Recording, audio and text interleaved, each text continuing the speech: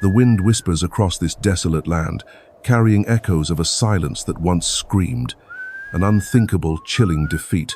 A sudden fury erupted, a storm of hooves and cries. Overwhelming, desperate struggle unfolded, a moment truly unimaginable here. Far beyond what eyes could see, a powerful nation gathered, their spirits strong. Their numbers were truly immense. What forces met in this quiet valley? Only silence and sorrow remained. A deep, human tragedy. This was a land of ancient spirits and endless horizons, where freedom breathed its last wild breath. They were the tip of a spear, a proud elite force, believing themselves invincible, taming a continent. With certainty, they rode headlong, 700 souls, into an unseen tempest. What unimaginable fate awaited them? 700, brave and true, against a tide they could not imagine. An advancing world stood ready. On the other side, an overwhelming host awaited. 1,000, then many more. Fierce defenders of freedom stood. Their resolve was a fire, burning bright against encroaching shadows. They fought for more than mere land. Two worlds collided here, not just armies, but ways of life. A fateful, cataclysmic embrace unfolded. When the echoes faded, the unthinkable became stark reality. A superior force, utterly and completely undone. Annihilation. A word chilling the blood, describing the ultimate fate of those who rode into destiny. They were seen as the iron fist of a burgeoning nation, untouchable. Here, they met their bitter match. How could a force deemed supreme fall so completely? A shock rippled across the young nation. The sheer audacity, raw courage on both sides, etched into the soul of this land, forevermore. From this crucible of fire and dust, a powerful myth was born, shaping stories for generations. It was a testament to fierce defiance, a desperate stand against an unyielding, overwhelming future. The Little Bighorn River, a silent witness, saw a final, desperate struggle for sovereignty, for life. How did these threads weave into such a devastating tapestry? We shall unravel this profound question. Its impact echoed far beyond the valley, altering the American West, shaping destiny, leaving legacy. Join me now as we step back into those fateful days to truly time's history, not just learn. Look closely at this land, friend. An endless canvas, painted by seasons, whispering ancient tales to the wind. In the 1,870 seconds, this heart of America beat with a rhythm undisturbed under vast, open skies. Here life moved with the buffalo, with the rivers, with the sacred spirit of creation itself. Generations had etched their stories into this earth, a tapestry woven with tradition and deep respect. This was their home, their sanctuary, their very identity, etched into every river and hill. But a different dream stirred, a powerful current named Manifest Destiny pushing relentlessly westward across the land. It was an idea, a fiery belief, that this land was theirs for the taking. From sea to shining sea, hope for new beginnings, for fertile soil, for riches yet untold, drove countless souls onward. Iron snakes carved through ancient hunting grounds, connecting distant dreams, forever changing the landscape.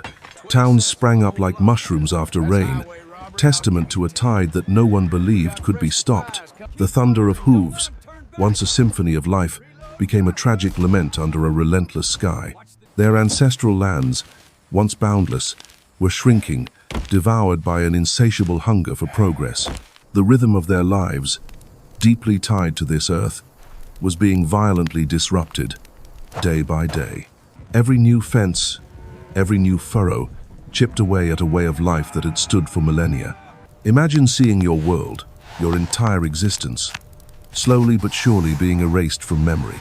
Promises, once etched in solemn words, crumbled like dry leaves in the unforgiving winds of ambition. The bitterness grew, a quiet anger simmering beneath the surface, fueled by betrayal and loss. Every broken promise, every seized acre, pushed them closer to an inevitable, heartbreaking confrontation. For some, the answer was clear: to stand, to fight, for the very soul of their people. The whispers of resistance grew louder, carried on the wind, echoing across the sacred plains. Into this simmering tension rode the U.S. 7th Cavalry, a powerful symbol of America's expanding reach, and at its head, a figure both charismatic and controversial, Lieutenant Colonel George Armstrong Custer. He was the Golden Boy, a dashing warrior whose name was already legend, though stained by past deeds. His ambition burned bright, an unyielding flame, driving him towards glory, and perhaps something darker. He represented the might, the unwavering will of a nation determined to tame the wild frontier. Across the divides, the Lakota Sioux and Northern Cheyenne gathered, their hearts heavy yet defiant. They were not just fighting for land, they were fighting for their very existence, their spirit. Freedom, a word as vast as the plains themselves, was the precious commodity they sought to defend. Two fundamentally different worlds, each with its own truth, were now on a collision course. The air grew thick with unspoken words, with simmering resentment, awaiting the thunder of destiny. We often forget how quickly a shadow can fall across even the brightest, most peaceful existence. Life here, tethered to the rhythm of seasons, was a dance with the ancient spirit of this land. But one day, a whisper, then a shout, broke through the stillness of that unforgiving winter. A cold decree arrived, piercing the quiet of a harsh winter sky. Like an icy spear, the message was clear, a stark ultimatum from a world they barely recognized, far away. All hostile Lakota and Cheyenne must report to reservations by the 31st of January 1876. Hostile. What a word to describe those merely living as their ancestors had, free. To abandon this, the very breath of their existence, was unthinkable, a profound violation. Their identity was woven into every river, every mountain, every whispering blade of grass. The thought of confinement, a life caged within arbitrary lines, filled them with deep dread. This wasn't just land, it was freedom, tradition, and the very soul of their people. The ultimatum wasn't a request, it was an affront, a final, unbearable straw upon their spirit. They would not yield. Their pride, ancient and unbending, would never allow it. And so, the stage was set. The winds of war began to stir across the plains. Across the distant hills, another force stirred, resolute in its mission, blind to the true cost. The military machine, formidable and convinced of its own might, prepared to enforce the decree. They saw only hostiles, a problem to be solved with force, a simple matter of conquest. There was an arrogance, a fatal underestimation of the spirit that burned within these people. They believed their numbers, their weapons, would simply sweep away any resistance, swiftly, easily. But across the vast territories, another kind of message was being sent, carried on the wind. The tribes, facing this common threat, began to draw closer, weaving their fates together. Lakota, Cheyenne, Arapaho old alliances rekindled, new bonds forged in the face of tyranny. And among them, a holy man, Sitting Bull, felt the sacred pulse of a gathering storm. His visions spoke not of defeat, but of triumph, a powerful sign from the spirit world. He shared these sacred insights, igniting a fervent hope, a defiant fire in their hearts. The visions brought solace, belief in something greater, a sense of shared purpose and strength. They would not simply flee, they would stand, united, for all that was sacred to them. The largest gathering of Plains warriors in history began to form, a formidable, united front. Their defiance wasn't just resistance, it was a profound testament to their indomitable spirit. A gathering storm, yes, but also a gathering of souls, ready to stand as one. The sun beat down relentlessly, a silent witness to their unwavering march across this ancient, unforgiving land. Each man carried the weight of expectation, a silent prayer for glory in the heart of the wild. And at their head, Custer, a man painted by ambition, his gaze fixed firmly on the horizon. The land stretched endlessly, whispering ancient secrets of those who called this boundless expanse home. Their mission: find and engage. A decisive victory, a grand triumph for a nation reaching westward. The siren call of glory, a powerful current, pulled them ever onward, away from certainty. He felt destiny's hand, a guiding force, convinced of his own singular, undeniable triumph. Yet, silent eyes watched. Native hearts understood the subtle, profound warnings whispered by the ancient land. They read the Earth's story, deciphering signs of a vast gathering, far larger than anyone dared imagine. With solemn faces, the scouts delivered their stark truth, a chilling message from the silent, vast wilderness. Many lodges, many warriors. Their voices carried a gravity Custer, alas, seemed unwilling to truly grasp. Custer, fueled by his own singular vision, dismissed their age-old wisdom, hearing only echoes of doubt. A Crow scout spoke of a village so vast, it stretched like a great river, and an Arikara spoke of warriors, countless as the prairie grass, formidable and united. He saw opportunity, not peril, a chance for glory blinding him to honest counsel. Their knowing glances spoke volumes, a quiet dread for what ominous fate lay unknowingly ahead. Deeper they rode, into a landscape now holding its breath, a vast, waiting silence. Unseen eyes watched from the ridges, shadows dancing with ancient knowledge and grave purpose. A subtle unease began to stir among the ranks, a whisper of unseen, growing danger. The relentless heat and endless miles weighed heavily, becoming a silent, weary, constant companion now. Still, Custer pressed on, driven by an unyielding will, a vision of victory burning bright. Unbeknownst to them, a massive, united force, far greater than any had dared imagine, waited.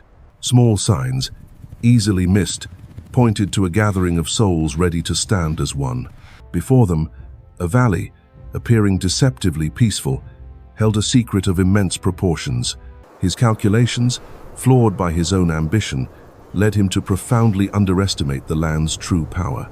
The scouts' silent despair hung in the air, a final, unheeded warning for all. With a fateful command, they descended, crossing an invisible line into an unknown fate. Even the horses seemed to sense the change, a subtle tremor of foreboding in the air. The quiet before a storm, a tension building, thick and heavy with unspoken fears. His mind was set, fixed on the glory, overlooking the looming shadow of grave misjudgment. A sleeping giant, unified by threat, awaited their arrival, prepared for an ultimate stand. They pressed on, each step a further commitment to a confrontation that would echo through history. The prairie held its breath, a silent witness to a story about to unfold, forever remembered. The morning light painted shadows long and deep across the land. A fateful day began for many, unknown then. A deep resolve settled in Custer's mind, a certainty born of past triumphs and swift campaigns. He pushed his men onward, driven by an inner fire, perhaps too confident in his own proven instincts. Ahead, scouts peered over distant ridges, their eyes scanning the vast, silent valley below. A small wisp of smoke, then another, caught their attention, hinting at life beyond expectation. Something stirred down there, a murmur reaching them across the windswept plains, a growing unease. Through their spyglasses, they strained, trying to pierce the morning haze, seeking any definitive sign. And then, with a gasp, the valley floor opened up, revealing a sight that stole their breath. It wasn't a camp, it was a city of Tipis, stretching further than anyone could have imagined possible. A sea of canvas, countless hide lodges, testament to a gathering of people truly immense and grand. No one among them had ever witnessed such a village, its true size completely unknown to them. The numbers hinted at something far greater than anticipated, perhaps nearly 2,000 seasoned warriors. A flash of surprise, yes, but quickly replaced by an unyielding resolve, a fatal determination. His past victories whispered to him, reinforcing a belief in his own unshakable strategic genius. He worried about the village scattering, melting away into the vast plains if he delayed even a moment. The thought of waiting, of losing this opportunity, gnawed at him, fueling an urgent, restless energy. The time for deliberation was over. The moment demanded swift, decisive, and immediate action from him. Perhaps he brushed aside any silent misgivings, trusting only his own judgment in this critical hour. Word had come of reinforcements, But Custer saw only the present, the immediate challenge before him. He chose to strike at once, a gamble against time, against an enemy still shrouded in mystery. There would be no waiting, no patient strategy. Only the direct, audacious frontal assault would do. And then, the order came. A command that would carve his command into isolated, vulnerable parts. His trusted battalions, once united, now rode separate paths, each a fragment of the whole. He still believed in the element of surprise, an advantage he thought was entirely his to wield. He saw an inferior foe, one that would break and scatter before his superior military might. Each separated unit moved deeper into the valley, unaware of the immense danger awaiting them. The strength of unity was fractured, replaced by isolated pockets of men, each fighting their own battle. It was a critical error, born of misjudgment and a deep-seated conviction in his own invincibility. The Little Bighorn Valley, silent and vast, was preparing to swallow them whole, piece by piece. The die was cast, the decisions made, sealing the fate of the 7th Cavalry forevermore. Every choice, every turn, now led irrevocably down a path toward utter, unavoidable catastrophe. The two worlds, once apart, were now destined to collide in a moment of terrible, fierce reckoning. There would be no retreat, no second chances. Only the unforgiving battlefield lay ahead now. The morning sun, warm on their faces, promised a different fate. A fateful ride now began.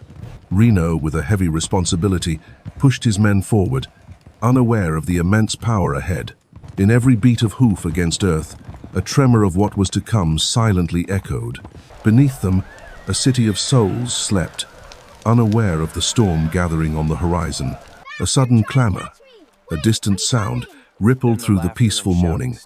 An unwelcome visitor. The charge began, a brutal surprise. They crashed into the heart of the unsuspecting camp. Confusion reigned, a symphony of fear and desperation as their world was suddenly overturned. Mothers protected their young, their primal instincts ignited by the terrible, sudden danger. For a fleeting moment, they believed in victory, pushing deeper into the sprawling, waking village. But then, the earth itself seemed to rise.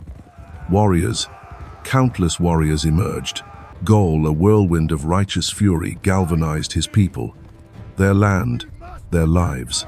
Like a river breaking its banks, they enveloped Reno's small, vulnerable column completely.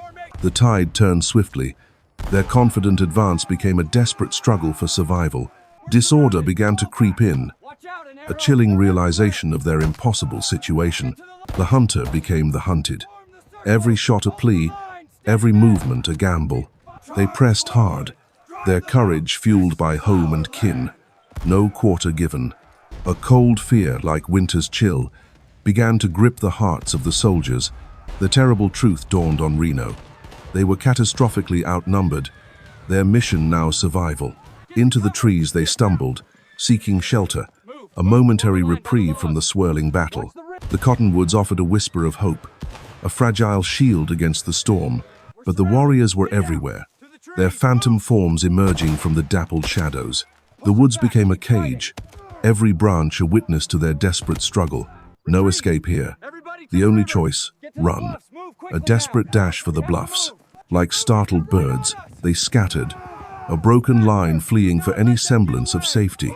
Men fell, each a life extinguished, leaving behind a trail of desperate, retreating souls. The pursuit was merciless, a relentless storm chasing them towards the river's edge. Into the water they plunged, the river a perilous, cold embrace, offering no solace. Up the steep banks they scrambled, every handhold a desperate prayer, every gasp a plea. Finally, the bluffs, a temporary haven but also a stark, isolated prison. They looked back, a panorama of chaos, the village a furious hive below them. Disorganized, breathless, battered, the remnants of his command stared at their survival. The smoke still curled, a bitter reminder of the inferno they had barely escaped. Alone, utterly cut off, a chilling sense of dread settled deep into their weary bones. They rode with purpose, sunlight glinting on uniforms, a journey into the vast, unknown heartland. Then, over the rise, A sight began to form, a sprawling city, grander than imagined. A cold realization, like an autumn chill, crept in. This was no small band they faced. The land awoke, teeming with life, a countless sea of determined spirits, now rising. The world began to shrink, a tightening embrace of silent resolve, an inescapable, foreboding ring. Then came the sound, a deep rumble, growing louder. The very earth began to tremble. 1,000 voices, ancient and strong, erupted, a terrifying chorus that seized all breath. The very air turned ochre, a swirling, suffocating shroud, clinging to everything, erasing clarity. From every direction, a deadly rain descended, silent, piercing, finding its mark with chilling precision. Their rifle fire, once so confident, now seemed a whisper against the gathering storm. Clashes erupted, man against man, a desperate dance, courage and terror intertwined in deadly embrace. They gathered on a rise, a fragile island against a relentless tide. Their final stand, the lines began to waver, then fracture, like old timber beneath an unbearable weight, collapsing. One by one, they stumbled, falling, young lives extinguished too soon, too far from home. Even strong leaders, those who guided them, met their end, leaving a void unfilled. And Custer, a beacon of command, found himself consumed by the swirling maelstrom, defiant still. The sheer force of numbers, like an ocean wave, simply engulfed them, leaving no escape. Yet in their last breaths, there was defiance, a testament to the spirit's unyielding will. The terror was palpable, a chilling echo in the eyes of men facing their inevitable end. Chaos reigned, a dizzying, suffocating dance where all order dissolved into instinct and fear. When the storm passed, a terrible quiet descended, revealing a stark, tragic landscape of sacrifice. But on this day, the victory belonged to them, the land's people, a resounding triumph. Crazy Horse, a silent sentinel, surveyed the field, his spirit reflecting his people's strength. A profound silence settled, broken only by wind's whisper, carrying echoes of what transpired. The dust, once furious, now covered the fallen, a soft, final embrace for weary souls. Each fallen man, a life extinguished, leaving behind silent stories etched into the soil. The hill stood silent, a stark monument, a lesson carved deep into the unforgiving plains. For the Lakota and Cheyenne, it was a fierce reassertion of will, their sacred spirit. The wind carried whispers, not of battle but of mourning, both for victors and vanquished. And in that dust, a legend ended. A life's ambition met its final, irreversible turn. The sun began to dip, painting the sky with hues of sorrow, reflecting the day's losses. Such small remnants, yet they held the weight of stories, of courage and ultimate despair.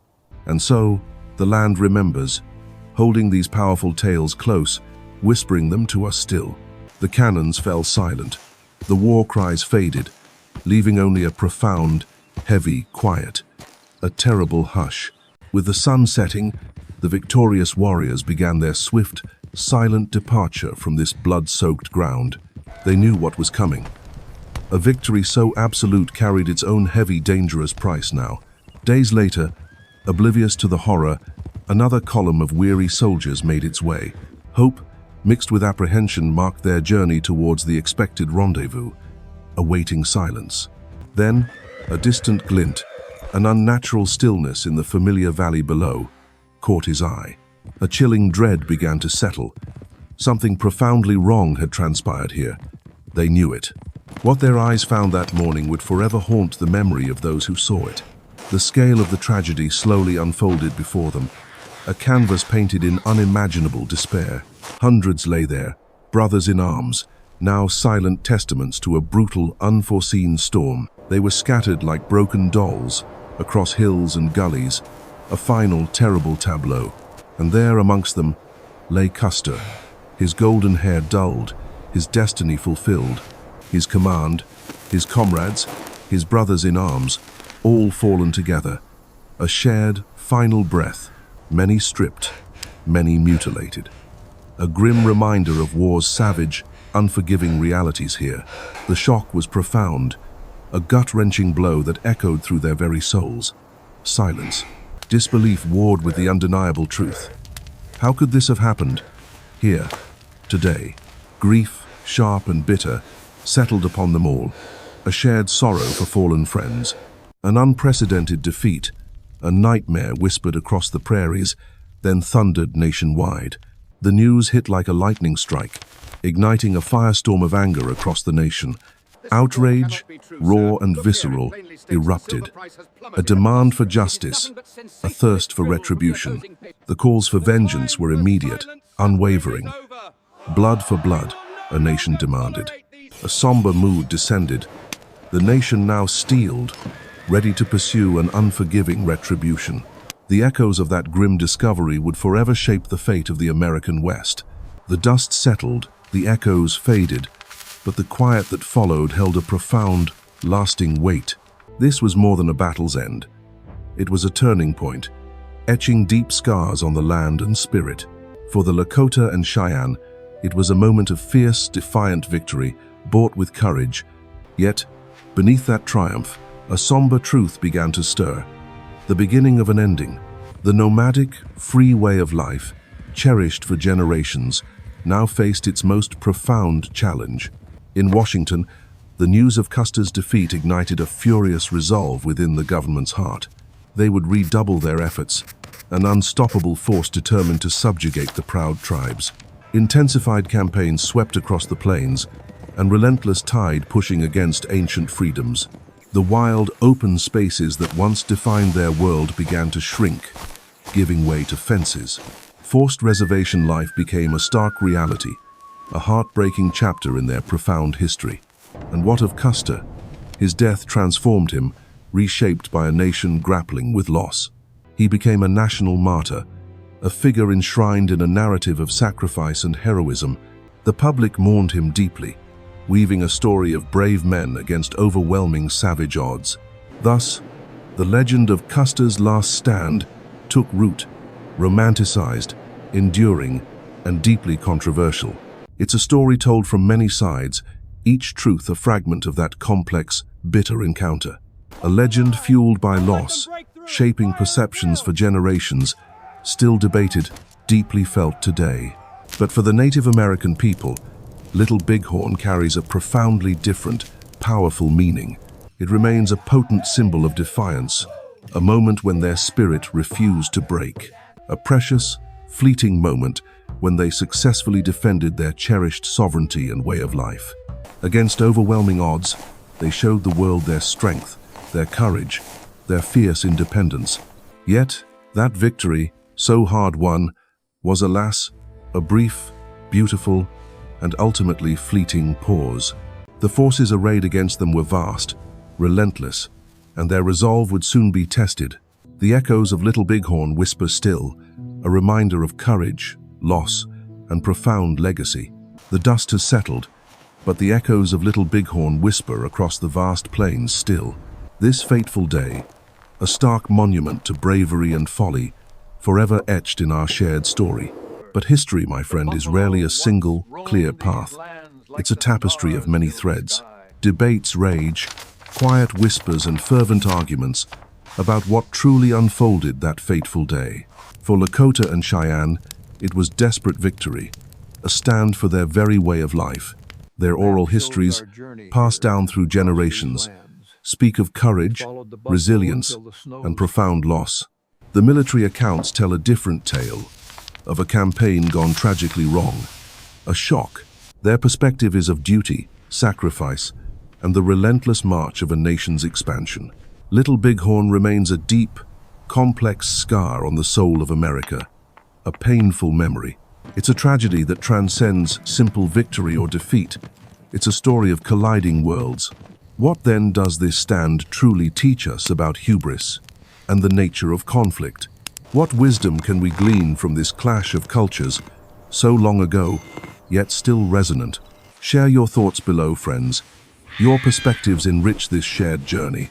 And please subscribe for more such deep dives into history's profound moments. Hit the bell too,